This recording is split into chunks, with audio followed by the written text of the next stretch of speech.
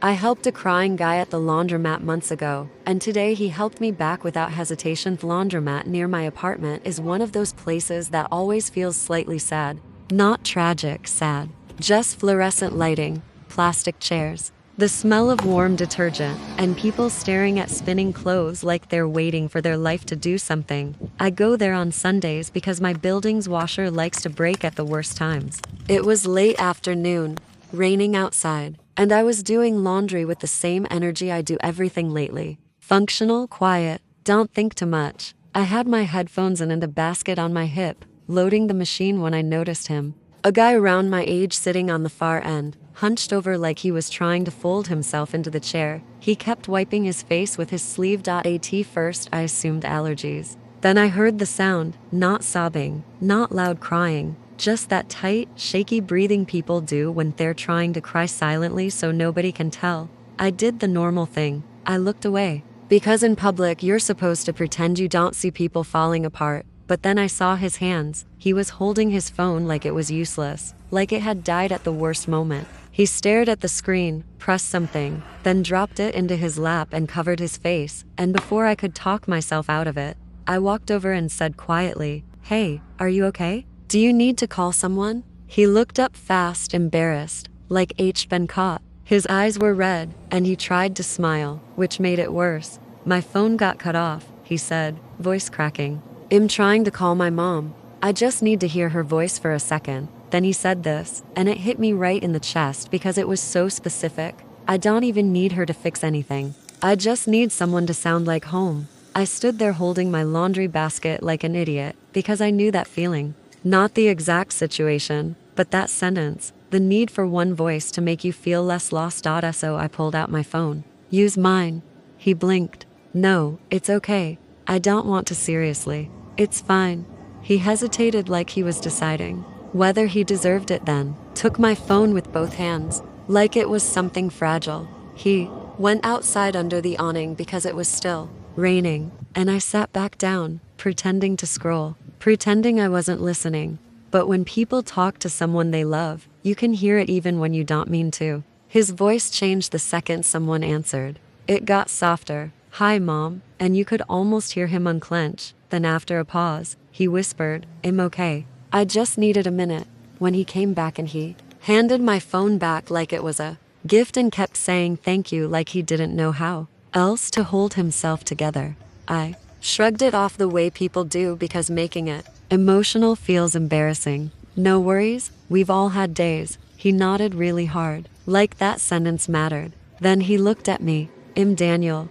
I told him my name. We didn't become friends, didn't exchange numbers, didn't do the "we should totally hang out" thing. He went back to his laundry. I went back to mine. But when I left, I kept thinking about that line. I just need someone to sound like home.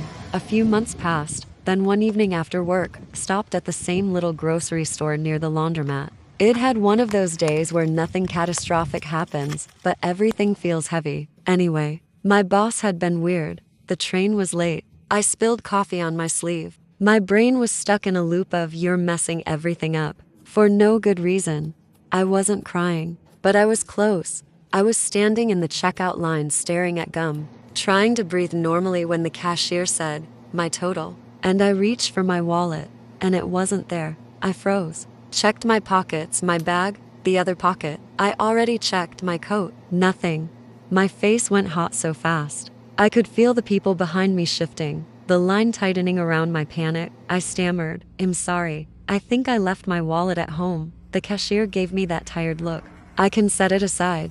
And I know that's a normal solution, but in that moment it felt like the last straw. Like my body had been waiting all day for permission to fall apart. I stood there holding my groceries, trying not to cry in front of strangers over a wallet. Then a voice behind me said, "Hey," not loud, just close. I turned and saw him. Daniel. Same face, same calm eyes. He looked at me for a second and his expression softened, like he recognized the feeling. Not just me. He didn't ask a bunch of questions, didn't make it a scene. He just stepped forward, tapped his card on the reader, and said to the cashier, "I've got it." I stared at him. "No, absolutely not." He shook his head once, gentle but firm. "You let me borrow your phone, And then he smiled just a little and said the exact kind of line that makes your throat tighten. You sounded like home that day. I stood there blinking like an idiot, because my brain was trying to decide whether I was allowed to accept kindness without earning it. I can pay you back. He waved it off. Don't worry about it. Just keep doing what you did.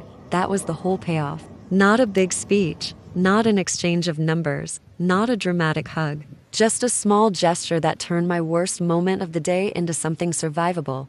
We walked out at the same time. The rain had stopped and the sidewalk was shiny. He nodded toward the laundromat.